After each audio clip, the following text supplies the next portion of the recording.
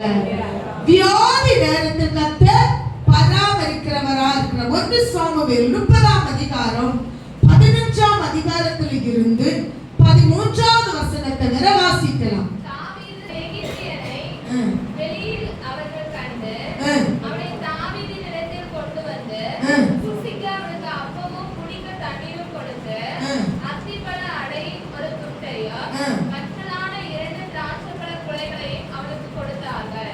அதை அவன் சாப்பிட்ட பின்பு அவனுடைய உயிர் திரும்ப யார ஒரு எகிப்தியனை ஒரு அமலேக்கியனிடத்தில் வேலைக்காரன், அமலேக்கியனுடைய வேலைக்காரன் யார் இடத்துல வந்தா? எகிப்தினிடத்துல என்ன செய்தான்? வந்தான். அவனுக்கு என்னெல்லாம் கொடுத்து பராமரிச்சாங்க? மறுபடியும்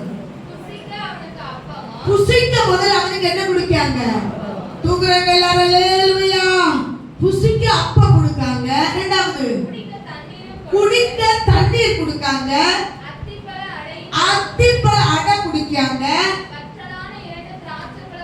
பத்தலான திராட்சைப்பழ கொலையை கொடுக்காங்க. கொடுத்தார்கள்.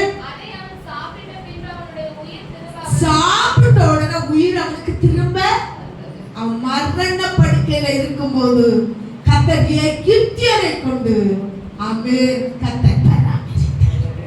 ஆமென் சொல்லுங்க. கரங்களை தூக்கி நம்மளை பராமரிக்கிற தேவன். நான் இதுக்கு முன்னால நம்ம சபையில அந்த கதையை சொல்றேன். ஆனா இந்த பராமரிப்பு வந்ததுனால அந்த கதை ஒண்ணு கூட சொல்றேன். ஒரு தகப்பனை ஒரு மகன் கொண்டு ஹாஸ்டல்ல விட்டான். ஆமென் சொல்லுங்க. ஆமென். பணம் கட்டி கவனிக்கிற ஒரு ஹாஸ்டல். அவன் வேஸ்ட் ஆவடல நல்ல பணத்தை கட்டி கொண்டு ஹாஸ்டல்ல விட்டான். எல்லாம் போட்டுட்டு ஒரு வருஷத்துக்கு லிஸ்ட் எல்லாம் கட்டிட்டு திருப்பி இவன் வரும்போது அவனுடைய பெட்டி பாலை எல்லாம் எடுத்து அவன் உள்ளுக்கு வச்சுட்டு இந்த லிஸ்டை கொண்டு கட்டிட்டு திருப்பி லிஸ்ட்டை கொண்டு கொடுக்க வரும்போது அந்த ஃபாதரும் அந்த தகப்பனும் பேசி சிரிச்சுட்டே இருக்காங்க. அப்படியா அப்படியான்னு ஃபாதர் கேட்டு பரிதாபமா கட்டி சிரிக்கிறார். இவன் இந்த அப்பாவா சந்தோஷமா சிரிச்சார். என்னமோ என்ன எங்க கொண்டு விட்டாச்சு? ஹாஸ்டல்ல கொண்டு விட்டாச்சு அப்படின்னு பேசி சிரிக்கும் போது இந்த மகன் ஓடி வாரான். வந்து கேட்ட ஃபாதர், உங்களுக்கு எப்படி எங்க அப்பாவை தெரியும் அப்படின்னு கேட்டான். அது இல்ல சும்மா பேசிட்டு இருக்கோம். இல்ல நீங்க அப்பாவும் இவ்வளவு பேசுறீங்களே தெரியுமா அப்படின்னு. சரி பெட்டி வேலையெல்லாம் எடுத்துட்டு அப்பா ஹாஸ்டலுக்கு போயாச்சு. இந்த ரூமுக்கு என்ன செஞ்சுட்டாரு? போயாச்சு. சந்தோஷமா போயாச்சு. சரி மகனே நீ போன்னு சொல்லிட்டு உடனே ஃபாதர் சொன்னாரா, அவர் என்ன சொன்னாருன்னு சொன்னார், சொல்லக்கூடாதுன்னு எனக்கு சொன்னாரு. ஆனாலும் நீ கேட்கிற வலுகட்டாயத்தில் சொல்லுகிறேன் என்று. என்னது?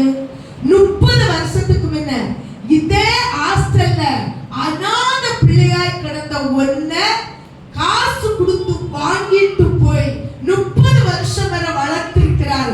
30வது வயசுல நீ அதே ஹாஸ்டல்ல என்ன கொண்டு விடுகிறானேன்னு சொல்லிச்சு. அவன் அநாத பிள்ளை, அப்பா அம்மா இல்லாத அநாத பிள்ளை ஹாஸ்டல்ல விட்டார். இவர் பணம் கட்டி ஹாஸ்டல்ல இந்த குழந்தை எடுத்துட்டு என்ன செய்தாரு? போய் 30 வருஷம் வளர்த்து வீடு வச்சு வஸ்து வாங்கி எல்லாம் வச்சு கொடுத்துட்டு கடைசி 30 வருஷம் கழிச்சு தன் மனைவிக்கு தன் தகப்பன் இருப்பது விருப்பம் இல்லாததுனால ஹாஸ்டல்ல கொண்டு சாத்தான். அப்படி இருக்கணும். மனைவி போன் பண்ணாலும் அதான் விட்டுட்டீங்களா? என்ன சொன்னாரு உங்க அப்பா? சாமி கேட்கிறான், பாதம் கேட்கிறான். ஏதாவது அவசர வீட்டுக்கு ஏதாவது உங்க ஃபங்க்ஷனுக்கு விடணும்னா இப்ப எழுதி கொடுக்கணும். ஐயோ அவர் வர வேண்டாம், அவருக்கு சுகர் உண்டு, அதனால அவர் வர வேண்டாம் அவசர வீட்டுக்கு, இங்கே நிக்கட்டு நாங்க வந்து கவனிச்சுடலாம். இந்த வார்த்தை சொல்லக்கு மனைவி போன் பண்ணியா அப்பா வந்து கூட்டிட்டு சரி வராண்டா, ஏதாவது வந்தா நம்ம போய் பார்க்கலாம் சொன்னாரு. நீ வை போன எனக்கு அப்பா எனக்கு வீட்டுக்கு கூட்டிட்டு போனேன். இன்னது வரை எனக்கு பிள்ளை இல்லைன்னு ஒரு வார்த்தை சொல்லாதபடி நான் ஒரு அநாத பிள்ளைன்னு செய்கையிலோ நடக்கையிலோ காட்டாதபடி என்ன வளர்த்த என் தகப்பனை நான் கொண்டு போய் பார்த்தேன். அல்லேலூயா. பராமரிக்கிற கர்த்தர். நீங்க நினைக்கிறா எனக்கு யார் உண்டு, நான் யாரும் இல்லை, ஒரு அநாதை. தேவ பிள்ளை தேவன் உன்னுடைய நினைவுகளை காண்கிறார். மற்றவர்களை கர்த்தருடைய கரத்தில் அவன் ஸ்தோத்திரம் மாற்றுவார். மாற்றங்கள் கர்த்தருடைய கரத்தில் இருக்கிறது.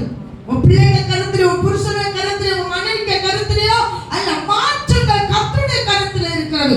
உருவாக்குறது